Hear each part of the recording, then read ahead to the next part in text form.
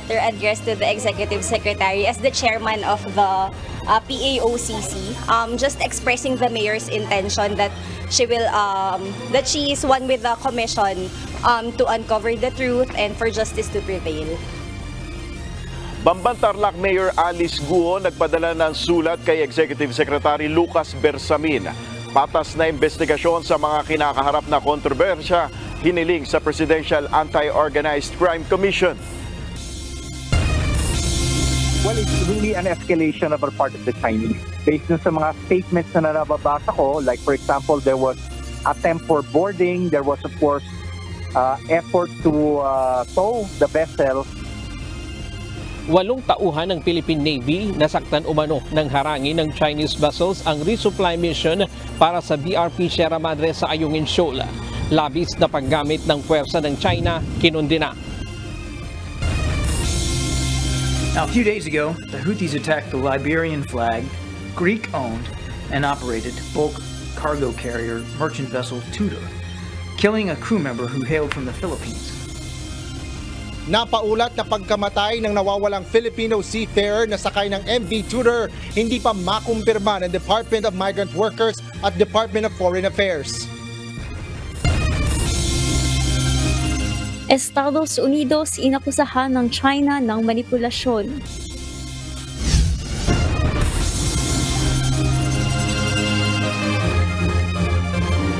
Magandang hapon Pilipinas at sa buong mundo. Una sa ating mga balita. Sa Malacanang, dumiretso ang kampo ni suspended Banban Mayor Alice Guo upang magpaliwanag sa mga kontrobersyang kinakaharap kaugnay ng illegal na operasyon ng Pogo sa kanilang lugar. May hiling ang alkalde kay Executive Secretary Lucas Bersamin na siyang chairman ng Presidential Anti-Organized Crime Commission o PAOC. Ito ang balita ni Nel Maribuhok, live. Magandang hapon, Nel. Ano ba ang kahilingan ni Mayor Guo sa Malacanang? Magandang hapon na June. Patas na investigasyon. Ito ang hiniling ni suspended Bamban Tarlac Mayor Alice Guo kay Executive Secretary Lucas Bersamin na siyang namumuno sa Presidential Anti-Organized Crime Commission o PAOC. Mag-aalas 11 ng umaga kanina, dumating sa Malacanang ang legal counsel ni suspended Mayor Alice Guo. Sumulat ang alkalde kay PAOC Chairman at Executive Secretary Lucas Bersamin upang bigyan diin na inosente siya sa mga kinakaharap na kontrobersya at hilingin ang patas na investigasyon. It's simply a letter addressed to the Executive Secretary as the chairman of the PAOCC, just expressing the mayor's intention that she is one with the commission to uncover the truth and for justice to prevail. Giit ni Mayor Guo, walang basihan ang paratang laban sa kanya sa umano'y pagkakasangkot sa money laundering, human trafficking, kidnapping at iba pang krimen na may kaugnayan sa Pogo operation sa Bamban. Itinatag umano ang Bao Food Land Development alinsunod sa batas ng Pilipinas at walang katotohanan na ang layunin ng pagkakatatag nito ay para sa money laundering at magpatayo ng Pogo. Binigyan diin ng nasuspinding alkalde na lubusan at legal niyang pinutol ang ugnayan sa kumpanya bago siya mahalal na mayor ng Bamban.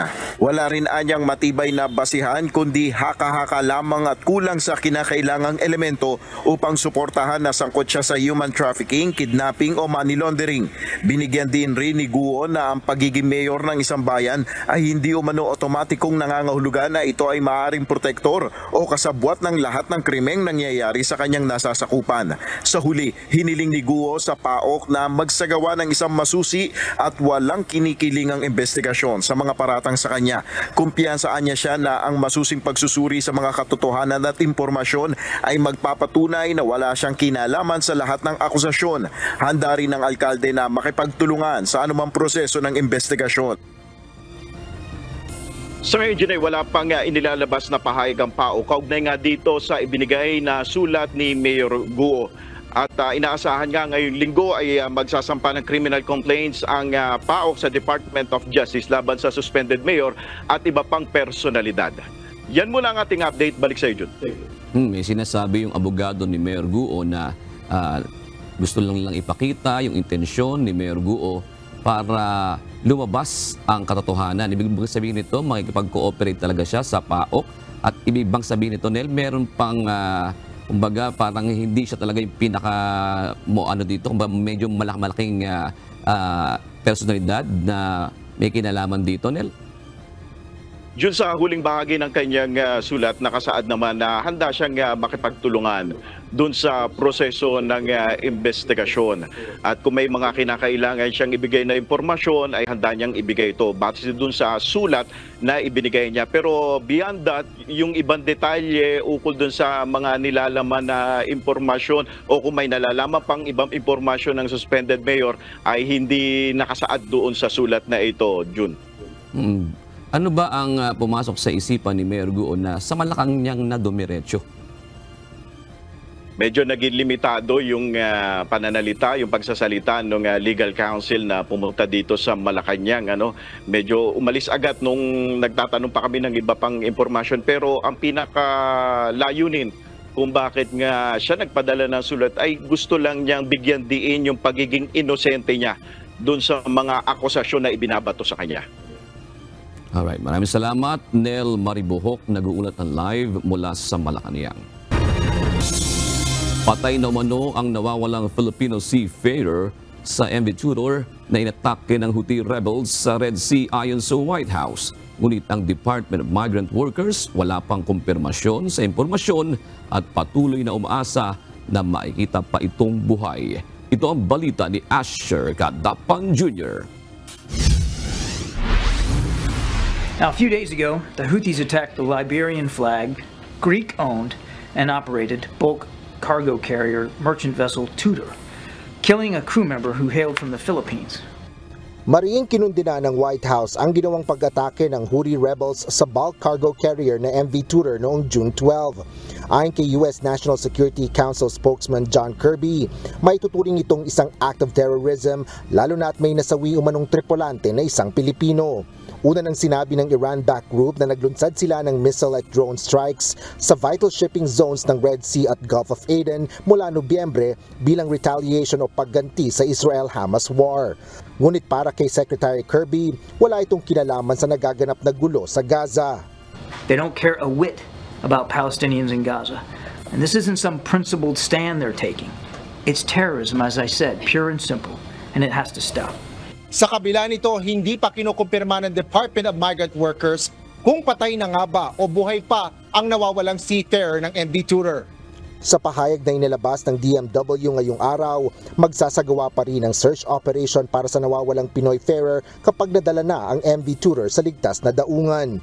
Sinabi rin ng DMW na nananatiling umaasa ang kagawaran at patuloy na nakikipag-ugnayan sa pamilya ng naturang seafarer. Maging ang Department of Foreign Affairs, hindi pa makumpirma ang ipinahayag ng White House na pagkamatay ng Pilipinong tripulante. Sinabi naman ni Foreign Affairs Undersecretary Eduardo de Vega na umaasa sila na buhay pa ito. Asher Kadapan Jr., UNTV News and Rescue. Diyos ang aming sandigan, serbisyo publiko ang aming pinahalagahan. Naniniwala si Senator Amy Marcos na dapat na munang suspendihin ang deployment ng mga Pilipinong tripulante sa mga mapanganib na lugar. Para kay Senator Marcos, malinaw na mapanganib ang maglayag sa Red Sea bunsod ng lumalalang gera sa Middle East. Hiit ng Presidential Sister, mahalagang matiyak ang kaligtasan ng mga Filipino seafarer na naglalayag sa mga mapanganib na lugar. Kahit kapit sila sa patalim para maghanap buhay, palagay ko wag naman na suicide mission ang gagawin. Kailangan awatin natin kung talagang nasa mapanganib na lugar, awatin na muna natin kahit suspenso muna sa pagpapadeploy ng mga seafarers sa peligrosong mga lugar. Pinasisilip na sa Kamara ang umano'y pag-abuso sa pagkakaloob ng Special Resident Retirees Visa at Special Investors Resident Visa sa mga Chinese na pumapasok sa bansa. Gayon din ang delayed registration of births na posibleng mga dahilan umano ng pagdagsa ng Chinese nationals sa Pilipinas. Ito ang balita ni Rosalie Cos. daming mga illegal na mga Chinese nationals dito, na I think we really start to look siguro dito sa ating bakuran na ngayon para kung kailangan linisin, kung kailangan ipauwiin natin yung iba, pauwiin na natin yung iba kasi nagkakaproblema. Inihain na ng ACT-CIS Party List ang House Resolution No. 1771 upang masiyasat ang proseso sa pagkakaloob ng Special Resident Retirees Visa, Special Investors Resident Visa at Late Registration of Birth. Ang mga ito umano ang posibleng dahilan sa pagdagsa ng mga Chinese nationals sa Pilipinas. Ang nakatakdang investigasyon ng Kamara, direktiba mismo ni House Speaker Martin Romualdez. Batay sa ulat, libu-libo umano ang Chinese retirees na pinayagang permanenteng manirahan sa bansa. Dagdag pa ng mambabatas, nakababahala na tumatanggap umano ang Philippine Retirement Authority o PRA ng retirees na ang edad ay nasa 35 years old mula noong 1991. Itinaas lamang ito sa 50 years old noong April 2021. Tapos retired na at age 35. Saan ka naman nakikita ng gano'n na retired at age 35? So we really have to look into this. Target maimbitahan sa investigasyon ng Kamara ang Philippine Retirement Authority, Board of Investments, Civil Registrar at Philippine Statistics Authority o PSA. Wala pang reaksyon ng mga ahensyang ito kaugnay ng panukalang investigasyon ng Kamara sa special visas at late birth registration. Ilang mambabatas na ang nagpahayag ng pagkabahala sa tila pagdagsa ng Chinese nationals sa Pilipinas. Sa gitna ito ng matinding suliranin ng Pilipinas sa agresyon ng China kaugnay ng pinagtatalo ng teritoryo sa West Philippine Sea. Bukod sa epekto sa socio-economic, national security at public order, kabi-kabilang krimen din ang iniuugnay sa Chinese influx. Kabilang na mga iligal na gawaing nadidiskubre sa Philippine offshore gaming operators gaya ng human trafficking, panloloko, pandurukot, illegal detention, prostitusyon at iba pa. Rosa Licoz, UNTV News and Rescue. Diyos ang aming sandigan, serbisyo publiko ang aming pinahahalagahan. Natapos na ang extradition hearing ni dating Negros Oriental Congressman Arnolfo Arnie Teves Jr. Ayon sa Department of Justice, binigyan ng korte ang 2 panig na 5 araw upang magsumite ng kanya-kanyang memorandum o position paper na naglalaman ng kanilang argumento at posisyon. Pagkatapos ito, mayroon ding 5 araw ang Court of Appeals ng Timor-Leste upang maglabas ng desisyon. Inaasahan na magkakaroon ng pasya ang korte sa pagtatapos ng linggo o sa darating na linggo. Tiwala naman ng DOJ na magiging paborable sa kanila ang kalalabasan nito, lalo na't epektibong nakontra ng kanilang mga testigo ang mga argumentong inihain ng kampo ni Teves. Dumami na ang bilang ng mga Filipino fishing boat sa Scarborough Shoal o Bajo de Masinloc sa kabila ng bantang panghuhuli ng China sa mga foreign trespassers sa West Philippine Sea. Sa isang panayam, sinabi ni Philippine Coast Guard spokesperson for the West Philippine Sea, Commodore J. Tariela, nag-deploy na rin sila ng 2 barko, ang BRP Sindangan at BRP Malapascua para magpatrolya sa lugar. Wala rin silang namomonitor na pagdami ng bilang ng Chinese boats sa Bajo de Masinloc at iba pang bahagi ng Kalayaan Island sa ngayon. 8 tauhan ng Philippine Navy ang sinasabing nasaktan sa panibagong panghaharang ng mga barko ng China sa resupply mission para sa BRP Sierra Madre sa Ayungin Shoal. Sa isang pahayag, kinundena ng US Ambassador ang ginawa ng China habang nanindigan naman ng Chinese government na lehitimong law enforcement ang kanilang ginawa. Tinatawag naman na unlawful use of force ng isang analyst ang panghaharang ng China. Ito ang balita ni Ryan Lacanlale live. Ryan, ano naman ang version ng Armed Forces of the Philippines kaugnay niyang insidente? Magandang gabi, Bonica. Sa ngayon ay wala pang konkretong detalye na inilalabas ang Armed Forces of the Philippines tungkol doon sa insidente. At ngayong hapon, pasado alas 5, kalalabas lamang ng kanilang statement at ang kinumpirma lamang nila na mayroong isang severe na nasugatan doon sa insidente sa Ayungin Shoal kahapon. Pero doon sa iba pang mga detalye hanggang ngayon, naghihintay pa tayo kung ano nga ba ang nangyari kahapon dito sa RORE mission na isinagawa ng AFP. Kinundi na ni United States Ambassador to the Philippines, Mary Kay Carlson, ang ginawa ng China na sa pinakabagong rotation and resupply mission ng Pilipinas sa BRP Sierra Madre sa Ayungin Shoal. Ayon sa post ni Ambassador Carlson sa social media platform na X, dahil sa isinagawang dangerous maneuver ng mga Chinese vessel, may sundalong Pilipino anya na nasugatan, kung saan hinadlangan ng China ang lehitimong paghahatid ng pagkain, tubig at supply sa mga sundalo sa BRP Sierra Madre. Sa isang report ng China Daily, isang state-owned media ng China, inamin nito na sinampa, ininspeksyon at itinaboy nila ang mga sasakyang pangdagat ng Pilipinas nitong Lunes. Legal din umano at lehitimo ang kanilang ginawa. Pero wala pang ginagawang paglilinaw ang Sandataang Lakas ng Pilipinas hanggang ngayon tungkol sa insidente. Para sa isang international studies expert mula sa De La Salle University na si Professor Renato de Castro, malinaw na unlawful use of force ang ginawa ng China. This is a case of unlawful use of force.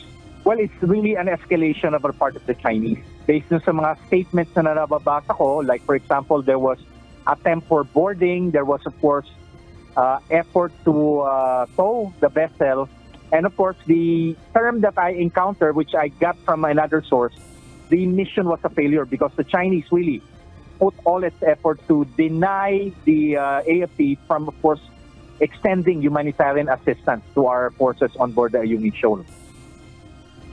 Ito na anya ang pinakaseryosong ginawa ng China laban sa mga sundalong Pilipino. It's really the height of their escalation, use of their gray zone operation. It's really the darkest shade of Chinese gray zone operation. The fact that they have surrounded the resupply mission, they use everything, ramming, harassment, towing, and of course you have the participation, supposedly according to the source, the active participation of the People's Liberation Army's Navy. Posibleng kaya rin umano itong gawin sa BRP Sierra Madre ng commissioned vessel ng Philippine Navy. Kung nagawa nila ito sa military personnel, doon ay pwede nang i-invoke ang Mutual Defense Treaty ng Pilipinas at United States, pero hahantong na ito sa kaguluhan. We can now, that will lead to the invocation of the Mutual Defense Treaty. Ayon kay De Castro, maaari kayang hanggang ngayon ay wala pang detalyeng inilalabas ang AFP at DND ay nagiging maingat sila sa kanilang magiging hakbang. Probably it's being discussed up there, not anymore at the level of the DND AFP. Probably it's already being discussed in Malacanang. Monica, nakatakdang magtungo sa Palawan ang pamunuan ng AFP para personal na bisitahin yung mga wounded personnel at personal na alamin kung ano ang totoong nangyari mula doon sa mga tauhan ng AFP na nandoon sa insidente kahapon. Yan muna ang latest mula dito sa Quezon City. Balik kayo, Monica. Maraming salamat, Ryan Lacanlaye.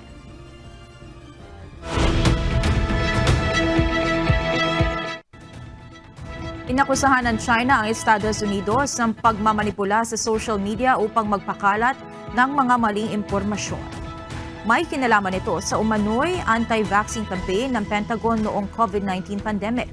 Ito ang balita ni Azel Kaisi. Nilalason umano ng Estados Unidos ang public opinion environment at dinudungisan ang imahe ng ibang bansa. Ito ang sagot ng China sa ulat na nagsagawa umano ng secret anti-vaccine campaign ang Pentagon upang pahinain ang China noong panahon ng COVID-19 pandemic. Sinabi ni Chinese Foreign Ministry spokesperson Lin Jian na nagpapakita ito ng pagmamanipula ng US para magpakalat ng mga false information at lasunin umano ang public opinion environment na siyang lagi nitong ginagawa. Dagdag pa nito, ang pahayag ng G7 Summit ay isa na namang uri ng manipulation sa mga isyong may kaugnay sa China. 七国集团峰会的公报再次操弄涉华议题，污蔑攻击中国，翻炒，没有事实根据，缺乏法律依据，也没有任何道义可言的陈词滥调，充斥着傲慢、偏见与谎言。 Samantala, hindi naman itinanggi ng Pentagon ang ulat. Ayon sa US Department of Defense, nagsasagawa sila ng malawak na hanay ng operasyon liban sa armadong paraan upang kontrahin ang masamang impluwensya ng mga kaaway. Sinabi naman ng Sinovac na ang unang bakuna laban sa COVID-19 ay naging available sa Pilipinas. Ang napaulat na kampanya ng Pentagon ay maituturing na maling pag-atake na lilikha ng napakalaking sakuna. Azel Kaisip, UNTV News and Rescue. Diyos ang aming sandigan, serbisyo publiko ang aming pinahahalagahan. Naabot ng 23 member nations ng North Atlantic Treaty Organization o NATO ang defense spending target na mga ito ngayong 2024. Sa gitna ito ng nagpapatuloy na giyera sa Ukraine at pagtindi ng bantang lumawig ang conflict sa Europe. Ito ang balita ni Klein Sinka. The defense spending to record high levels. When we made the pledge to invest 2% of GDP in defense, iniulat na Secretary General ng North Atlantic Treaty Organization o NATO na si Jens Stoltenberg na 23 sa 32 member nations ang nakaaabot sa military alliance target na paggastos sa defense ngayong taon. Sa gitna ito na nagpapatuloy na pag-atake ng Russia sa Ukraine. Ginawa ni Stoltenberg ang pahayag sa isang talumpati sa Wilson Center Research Group.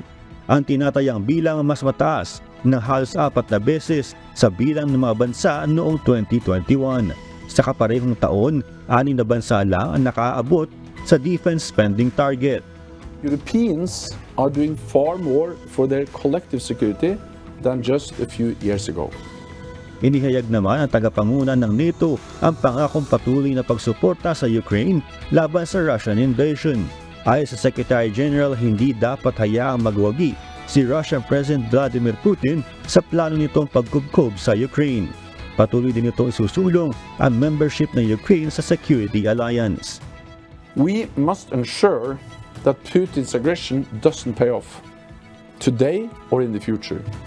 That is why at the summit, we will continue to bring Ukraine ever closer to NATO membership, so that when the time is right, Ukraine can join without delay. Samantala, pagkatapos ng talumpati sa Wilson Center Research Group ay nakipagpulong si NATO Secretary General kay US President Joe Biden sa White House. Batay sa US President, mas naging malawak, matatag at nagkakaisa ang NATO ngayon sa ilalim ng pamumuno ni Stoltenberg.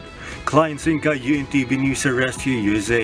Diyos sa aming sandigan, serbisyo publiko ang aming pinahalagahan. Magpapatawag ng pagdinig ang Senado kaugnay ng umano'y secret campaign ng Estados Unidos laban sa bakuna ng China noong kasagsagan ng pandemya. Kabilang sa nais-imbitahan upang bigyang linaw ang issue ay ang mga dating health at security officials. Ito ang balita ni Harleen Delgado. Tayo'y talagang nalulungkot sa sinasabing confirmed report na hindi naman itinatanggi ng Pentagon na talagang ginawa nila ito para siraan yung kanilang mga kaaway na Chinese. Iimbestigahan ng Senado ang umano'y sikretong anti-vaccine campaign ng Estados Unidos laban sa China. Kasunod ito ng lumabas na investigative report ng Reuters kaugnay ng umano'y ginawang secret operation ng US military para umano siraan ang China at ang Sinovac sa Pilipinas bilang ganti umano sa paninisi ng China sa Washington sa COVID-19 pandemic. Ayon kay Senator Amy Marcos, chairperson ng Senate Committee on Foreign Relations, dapat malaman ang katotohanan sa likod ng issue, lalo na anya at nagkaroon ng vaccine hesitancy o pagtangging magpabakuna ng ilang Pilipino noong kasagsagan ng pandemya. Umaasa ang senadora na makahahanap sila ng mga testigo kaugnay ng issue. Ang problema, yung buhay naman ng Pilipino ang linustay dahil hindi gusto magpabaksin sa Sinovac.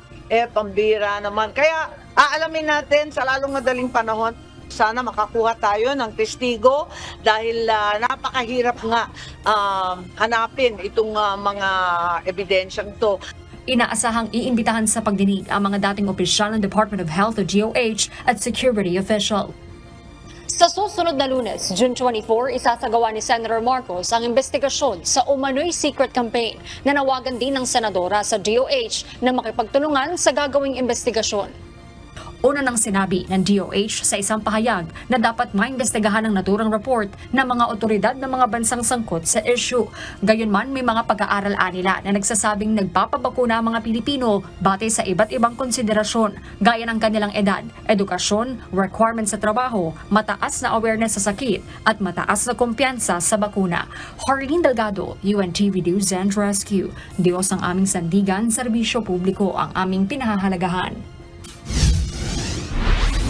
Magkakaroon na ng sesyon ang Senado hanggang Huwebes. Sinabi ni Senator Francis Tolentino na napagkasunduan ng mga senador sa majority block na palawigin ang araw ng kanilang mga pagpupulong sa halip na hanggang Miyerkules lang. Isasagawa ito mula alas 10 ng umaga hanggang 1:00 ng hapon. Ayon sa senador, ilalaan nila ang Thursday session sa mga local bills na manggagaling sa Kamara, habang national bills naman ang tatalakayin mula Lunes hanggang Miyerkules. Asahan na ang mas mataas na generation charge sa bill ng Manila Electric Company o Meralco sa susunod na 3 buwan. Ito ay dahil sa pag-uutay-utay ng karagdagan pang mga dagdag singil sa kuryente sa konsumo noong buwan ng Mayo na ipapataw dapat ngayong Hunyo. Sa kabila nito, sinabi ng Meralco na maaari pa ring bumaba ang bill ng kuryente dahil sa mababang konsumo sa tag-ulan. Ito ang balita ni Asher Cadapan Jr. So kung maalala po natin, yung unang naging announcement namin ay was for a 64 centavo increase. Tapos after the ERC's order for the spot market to stagger the collection into 4 months, naging 196 reduction. Ipagpapaliban ng Manila Electric Company o Meralco ang paniningil ng mas mataas na generation charge mula sa konsumo noong buwan ng Mayo. Alinsunod ito sa pagpayag ng Energy Regulatory Commission o ERC na gawing installment o hulugan ng bayarin ng power distributor at cooperatives sa wholesale electricity spot market o WESM. Bukod pa dito, layo ng Meralco na mabawasan ang mataas na bill ng kuryente ng mga customer mula sa epekto ng dagdag singil sa generation charge at mas mataas na konsumo ng kuryente noong tag-init. Kaya sa halip na 64 centavos na increase, tatapisan pa ng Meralco ng 1 peso and 96 centavos o halos 2 piso ang kada kilowatt hour ngayong buwan. Katumbas ito ng 392 pesos na kabawasan sa bill ng kuryente para sa mga typical residential customer na kumukonsumo ng 200 kilowatt hour. 589 pesos naman ang mababawas kung 300 kilowatt hour ang konsumo, 785 pesos sa 400 kilowatt hour, habang 981 pesos naman sa 500 kilowatt hour consumption. Ngunit ayon sa Meralco, malaki ang epekto ng pag-uutay-utay ng dagdag singil na ito sa kuryente dahil hahatakin ito pataas ang power rate sa mga susunod na buwan. Asahan natin yung upward movement ng generation charge component ng bills sa susunod na 3 buwan. Ibig sabihin, malaki yung pagbaba ngayong June pero meron tayong aabangang upward adjustment sa July, August at saka September. Malaking ginhawa naman ang dala ng unti-unting dagdag singil para sa ilang mga customer ng Meralco. Bagaman hinaing pa rin nila ang mataas ng presyo ng kuryente. Mas maganda pa rin po siguro yung utay-utay kasi yung isang bagsaan para sa mga taong may kaya. Paano naman yung mga taong dumidiskarte lang ng minsanan? Di naman nila kayang bagsakan yun ng isang buwanan lang. Okay naman po yun, pero hindi po kami agree sa pagtaas po talaga ng kuryente. Sa totoo lang po, hindi nga lang po sila magtataas pa lang sila, pero para sa amin, nagtaas na po sila ng mga nakaraan po eh. Sige, mataas na ngayon? Taas po talaga ng kuryente ngayon. Batay sa mga nagdaang datos ng Meralco, bumababa ang konsumo ng mga customer kapag tag-ulan. Bunsod nito, malaki nila ang tsansa na pawiin rin ito ang mga dagdag singil na lalabas sa mga susunod na buwan. Yes, we have an additional 77 centavos next month. But hopefully, with lower consumption patterns, ang impact naman din nun sa bills ng customers, overall bills ng customers, baka naman kahit papano ma-offset. Humingi naman ng pangunawa ang Meralco sa kanilang customer mula sa antala ng paglabas ng bills para sa buwan ng Hunyo. Ngunit tiniyak ng power distributor na magkakaroon ng adjustment o iuurong ang due date ng kanilang bills para mabigyan sila ng sapat na panahon sa pagbabayad nito. Asher Cadapan Jr., UNTV News and Rescue. Diyos ang aming sandigan, serbisyo publiko ang aming pinahahalagahan. Inaprubahan na ng Metro Manila Council ang resolusyon para magpasa ng kani-kaniyang ordinansa ang mga lokal na pamahalaan sa National Capital Region kung papaano isasaayos ang mga spaghetti wires. Ayon sa Metropolitan Manila Development Authority o MMDA, may mga ulat na marami pa rin ang mga unauthorized na kable ng kuryente at telecommunications company ang iligal na nagkakabit kaya dumarami ang spaghetti wires. Ito ang balita ni JP Nunez. Nagkasundo po kami na ang lahat ng LGUs sa Metro Manila ay magpapasa ng kanya-kanya mga ordinansa patungkol po sa anti-dangling wires na ito. No? Madalas na nagiging sanhi ng aksidente tulad ng pagbagsak ng mga poste ng kuryente, ang sobra-sobra at iba't ibang klase ng kable na nakakabit dito. Ayon sa Metropolitan Manila Development Authority o MMDA, delikado ang spaghetti wires dahil maaari din itong pagmulan ng sunog. At kapag bumagsak ang poste, magdudulot pa ito ng pagbigat ng traffic. Ayon kay Metro Manila Council Chairman at San Juan City Mayor Francis Zamora, halos lahat ng lokal na pamahalaan sa Metro Manila ay problema ito at isa sa nagpapalala ay ang mga unauthorized cables. Minsan po maraming mga guerrilla installation na pagkagising nila sa susunod na araw, nandun na yung mga wires na hindi na pinapaalam sa kanila. So ito nga po dapat yung bantayan ng LGUs because kung makita natin na mayroong mga telco na nagkabit na walang permit, ay pwedeng i-penalize yan. Bunsod nito, inaprubahan ng MMC ang isang resolusyon para isaayos ang spaghetti wires. Magpapasa ng mga ordinansa ang kada lungsod sa Metro Manila. Lalamanin nito ang parusang ipapataw sa mga kontraktor na hindi isasaayos ang mga kable at regulasyon na dapat ay ikonsulta muna sa mga LGU ang ikakabit na mga kable. Per poste, bibigyan lang po ng specific number. Depende po sa carrying capacity ng poste. Say, hanggang 10 wires lang. Para po rin sa monitoring ng LGUs, madali po na i-monitor na, uy, lagpas na ng 10 yung wire na nakasabi. Meaning may violation na. Yung mga hindi na po kinakailangan ng mga wires ay dapat tanggalin na. Hindi po yung ganun kadali kasi nga ang iba talagang buhol-buhol na at nag-compound na yan over the years. So they have to really trace alin ba rito ang gumagana pa at hindi. Dahil nga minsan nangyayari raw po ang nagugupit nila ay active or live na mga wires. Nakadepende sa mga LGU kung magkano ang multa at iba pang parusa na ipapataw sa mga kontraktor na nagdudulot ng spaghetti wires. Walang timeline na sinabi ang MMDA kung kailan maipapasa ang mga resolusyon ng LGU pero dapat ay maisagawa ito sa lalong madaling panahon. Sa kasalukuyang setups, ang Meralco ang may-ari ng mga posting kinakabitan ng kable kaya pangunahin ditong nakakabit ay kawad ng kuryente.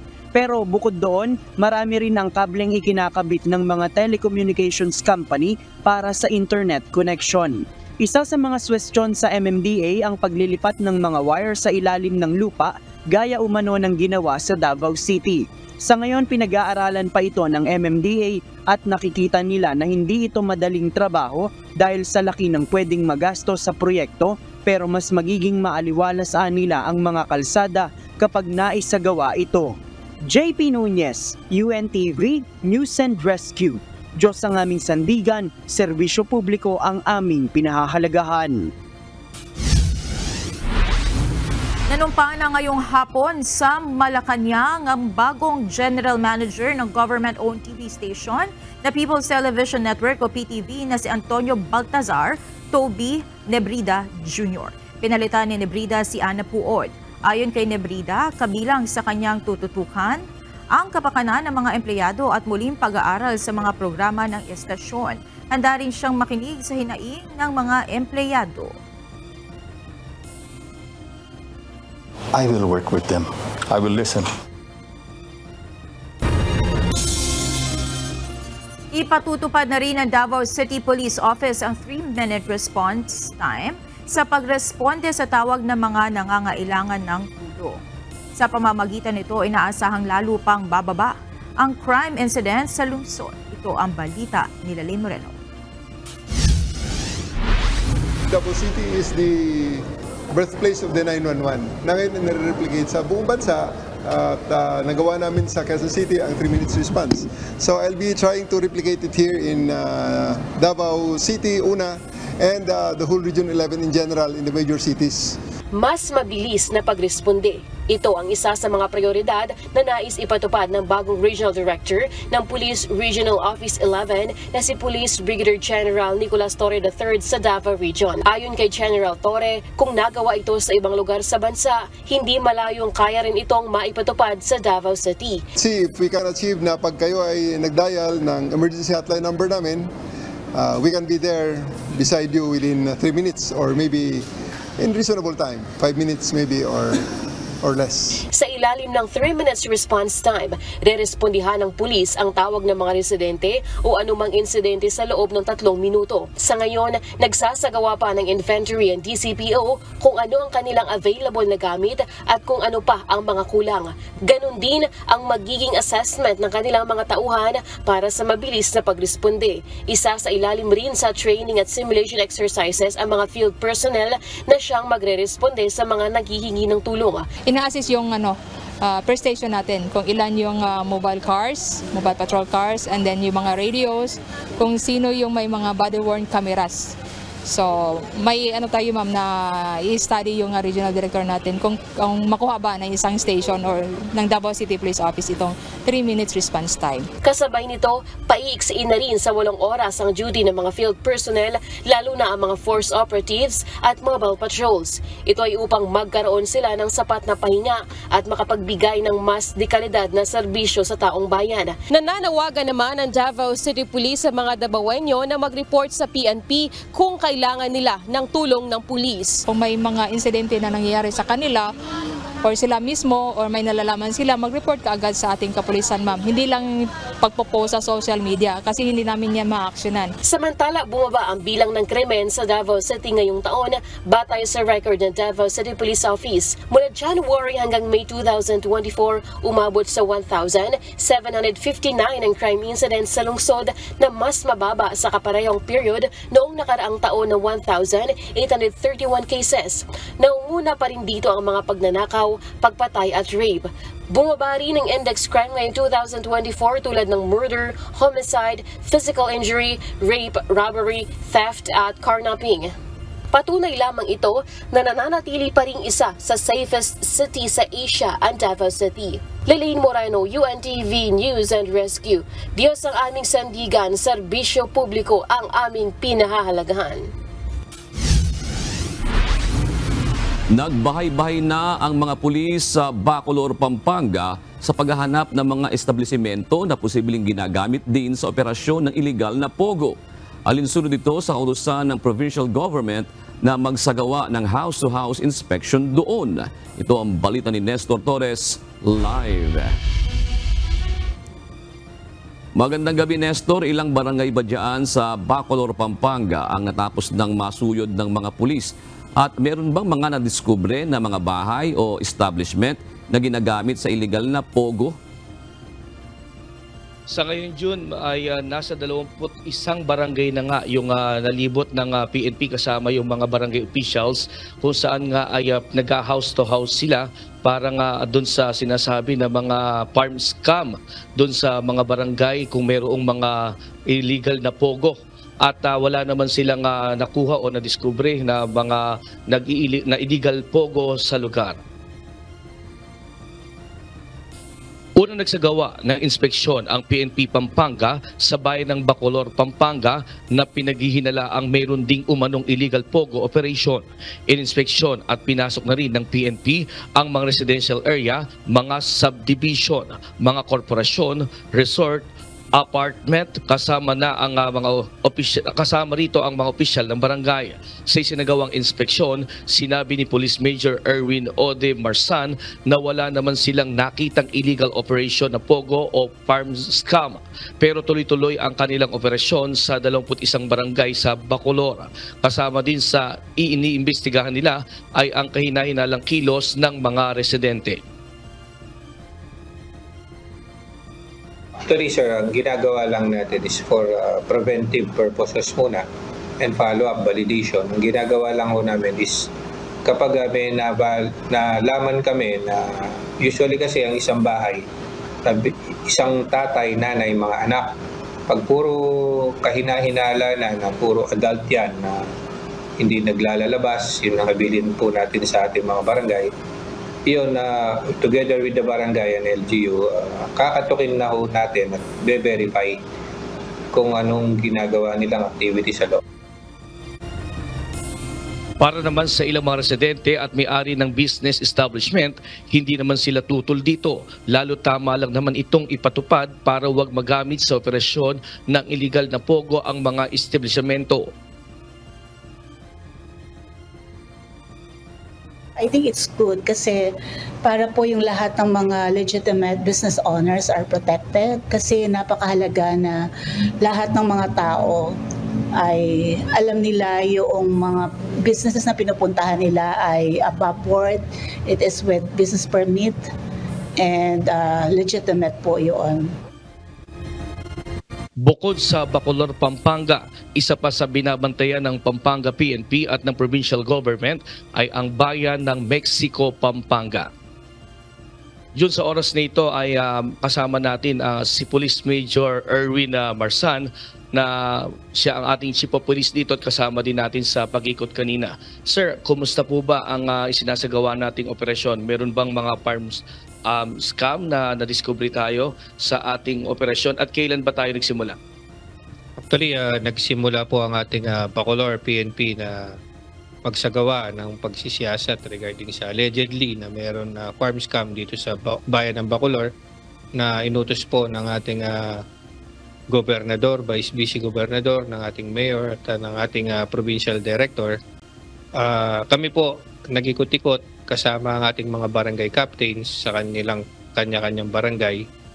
At till this time po, as of this time din, wala pa rin po tayong nakikitang illegal na aktibidad related dito sa Pogo. Sir, ano po ang plano natin gawin kung sakaling mayroong makita o mahuli kayo sa paglabag sa ginagawa niyo pong operasyon? Actually, dahil ito ay labag sa batas, kasama rin no natin ang mga ibang concerned agencies ng LGU tulad ng licensing division, engineering. Pag may nakita ho tayong paglabag, kakasuhan po natin kung sino man ang gumagawa ng mga to. Okay. Kasama natin ang ating anchor na si Sir Jun Suryao para regarding dito sa ating sinasagawang ano po ang meron po kayong gustong sabihin? Yeah. Sir Marsan, Sir Jun, good evening po. May pabangi po. Major, sa inyo po bang paglilibot dyan, di ba, kung titingnan natin yung magkakasunod na raid, malalaking establishmento po ito at hektar-hektaryang lupain po ito mula doon sa Banban Tarlac at dito sa Porac, Pampanga. Yan po ba sa Bacolor, Pampanga, may mga ganun din po ba na nakita kayo na medyo malalaki mismo yung mga compound, Major? Actually, sir, kanina kasama ang barangay captain ho ng San Antonio, meron ho kaming in-inspect na 10 hectares na isang company na pag-aari ho ng isang foreign national. Pinapasok naman ho kami at in-inspect sa loob. Nakita naman ho namin na together with the other licensing and engineering division po ng LGU ng Bacolor na legitimate naman po at hindi pa siya operational at wala naman pong masyadong tao pa sa loob. Naitanong yan kasi may parang may mga ulat din pong gano'n na parang ang style daw po nitong sindikato umano po ay bumibili ng mga nakatiwangwang na lupa. Siyempre, kung nakatiwangwang po yun, mura yung halaga, tsaka doon magpapatayo ng mga malalaking establishmento. Major. Opo, sir. At nakita ko naman po ang sinseridad din ng ating mayor dito. Pinatawag niya po ang mga department heads para alamin kung ano po yung mga nakatayo dito sa Bacolor. At isa-isa po, lumalabas po talaga sila, tini-inspect po kung yung mga in-applyan nila, yun po yung nakatayo. Sir, talagang may mga listahan kayo dito dyan po sa Bacolor ng mga kumpanya, lalo na yung mga bagong kumpanya pa lamang para ma-inspeksyon. Opo, sir. Lalo na po may pinag-uutos na po ang ating provincial government. Talagang nakikita ko po ang sinseridad, pati po ng ating mga barangay captains dito. Katulong po namin, hindi lang po kapulisan ang sincere dito. Natutuwa po ako at nakikita ko po suporta ng LGU at lalo na po ang ating mga barangay captains. Hanggang kailan po ba ang inyong pong pag-house to house dyan sa mga barangay po dyan sa Pampanga, sa Bacolor po? Ito po magtutuloy-tuloy po to, lalo na dito po sa bayan ng Pampanga, nag-declare na po ang ating provincial government na ayaw nila ng pogo, na illegal na pogo. Kami po hanggat meron po kaming nakikita pang possibility, di po kami hinto at gusto po namin na maging safe lahat po ang mamamayan dito sa Pampanga, lalo na sa bayan ng Bacolor. Halimbawa po, Major, may nakita kayong kahina-hinala at halimbawa nag-resist na kayo po ay patuloyin doon o kaya makipag-usap po sa inyo. Ano po ang nagiging aksyon niyo po rito? Dahil alam naman po natin na pagka wala kang search warrant, wala kang anumang dokumento mula sa korte, ay talagang magiging labag sa batas po yan. Gaano po kayo kaingat sa bagay na yan, Major? Actually, kaya nga po pag kami lumakad, kasama po namin yung mga concerned department heads ng ating LGU. Once na talagang dininay po kami as access, isa na pong dahilan yon para po sila ay aming pagdudahan at ibabalidate po namin ng todo. At kapag nakakita po kami ng matinding reason, applyan po talaga namin na search warrant. Alright. Nakasalamat po, Major Marzan, sa inyo pong pagpapaunlak sa amin sa panayam na ito. Salamat mo rin po at payapabengi po. Ay, pabengi po. Samantala, nanganganib na maideklarang persona non grata sa isla ng Coron, Palawan ang mga vlogger na sina Rendon Labrador at Rosmar Tan. Ito ay matapos ang kanilang ginawang pakipagtalo sa ilang mga staff ng Municipal Office ng Coron, partikular na kay Joe Cayabyab Trinidad. Sa Facebook post ni Juan Patricio Ais, na isa sa mga Municipal Council member ng Coron, makikita ang draft ng isang resolusyon para ideklarang persona non grata sa kanilang lugar sina Rendon at Rosmar. Nakasaad sa resolusyon ang anilay pagpapakita ng dalawang vlogger ng kawalang galang, negative publicity, incitement to conflict at paglabag sa Property and Damage Penalty Adjustment Act at bawal ang bastos law. Nais naman ng isang provincial board member na hindi lamang sa Coron maiban ang dalawang vlogger kundi sa buong probinsya ng Palawan. Ang pagdideklara ng persona non grata laban kina Rosmar at Rendon ng lokal na pamahalaan ng Palawan ay isang kinakailangan habang upang mapanatili ang dignidad at respeto ng ating komunidad. Samantala, humingi na ng paumanhin ang kampo nila Rendon Labrador at Rosmar Tan hinggil sa nangyaring kontrobersiya at inamin ang kanilang pagkakamali. Pasensya na po kay Ma'am Jo sa munisipyo at lalong-lalo na po kay Mayor at syempre po sa bayan po ng Coron, Palawan. Sorry po talaga na parang pinost ko na never again Coron, hindi ko po sinasadya na i-generalize po kayo. Nagpadala po ako sa bugso ng damdamin at yun po yung pinakamaling nagawa ko. Kami po ay nagpapakababa sa inyong lahat na susubukan po namin na baguhin kung ano man po yung pagkakamali namin, kung sumobra man po kami. Tingin po namin na ito po ay magiging lesson sa amin as a team at we will be better, babawi po kami. Nag-ugat ang issue matapos umanong mag-comment ang staff ng Municipal Office sa vlog nila Rendon at Rosmar kung saan inakusahan nito ang dalawa na ginagamit ang mga mamamayan ng Coron para lamang sa kanilang pagbablog.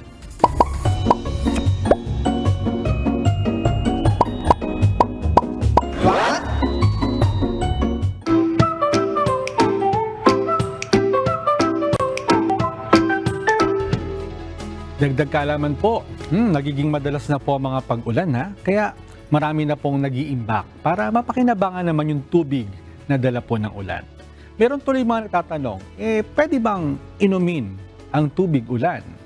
Nako, ang direktang sagot, hindi. Lalo na at may latest study ang mga siyentipiko tungkol sa tubig ulan. Kung ikaw ay nakatira sa lungsod, gaya po sa Metro Manila, delikado po na inumin ang tubig ulan. Kapag sa syudad, humahalo po ang mga pollutants sa ulan at nagiging kontaminado ito na delikado para po sa ating kalusugan. Kung ikaw naman, nakatira naman kami sa probinsya, pwede na yan. Kung saan hindi masyadong polluted ang lugar, hindi rin po ligtas kung agad-agad iinumin po ito. Pinapayuhan na wag na lamang inumin at gamitin na lamang sa ibang pwedeng paggamitan. Yung iba, pinapakuluan pa, gaya niyan.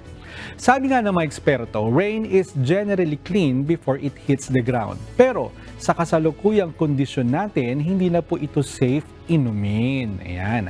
Ang tubig ulan ay slightly acidic rin at mas lalo pang nagiging acidic malapit sa mga industriya kung saan humahalo ang mga pollutants. Tandaan na napakahalaga ng storage at sanitation, lalo na sa tubig. Pero pinaka-safe pa rin na uminom ng mga ligtas na tubig. Ayan. Sana po may natutuhan kayo. At laging tatandaan, mapalad po ang tao na nakakasumpo ng karunungan at ang tao na nagtatamo ng kaunawaan.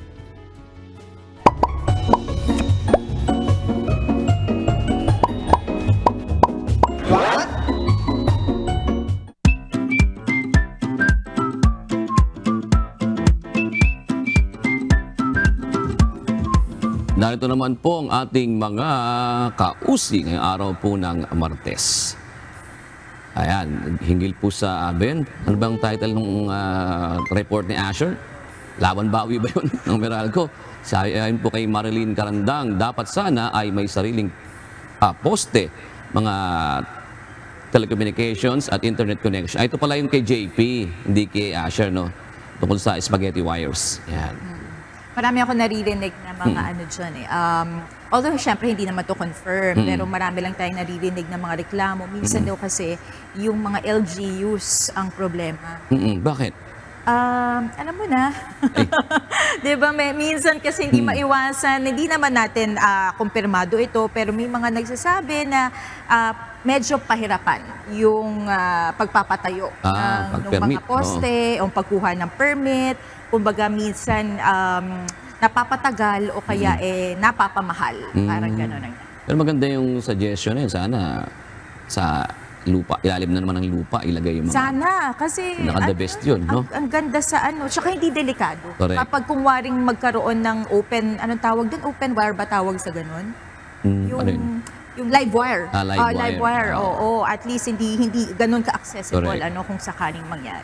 Yan. Sabi naman ni Rowel Linatok, sa issue ng mga pogo, dapat po talaga maiban na yang pogo na yan, nagdudulot ng kaguluhan dito sa Pilipinas. Huwag na sana tangkilikin ng mga Pilipino o itago sila sa nagpapatupad ng batas. Okay. Pogo. Masalimot kasi yung pogo na yun, di ba? Ito, mag-shoutout na tayo sa atin pong mga kausi, gaya po ni Antonio Junio, Conciso Caneda Jr. at Alberto Capilitan. Maraming salamat din kay Zaldi Silvan, Trex Caliope at Annie Herrera.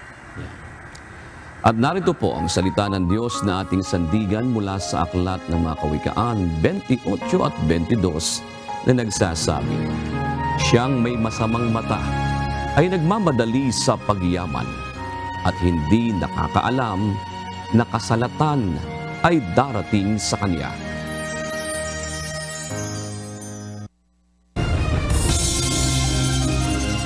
Ang kabuuan ng ating balitaan ngayong gabi. Aming inilahad ng buong katapatan kung paano namin nasaksihan. Kayo po'y makapagtitiwala na ang aming nakita at narinig ang aming ibinabalita. At dito po sa UNTV, Diyos ang aming sandigan, serbisyo publiko ang aming pinahahalagahan. Magandang gabi po.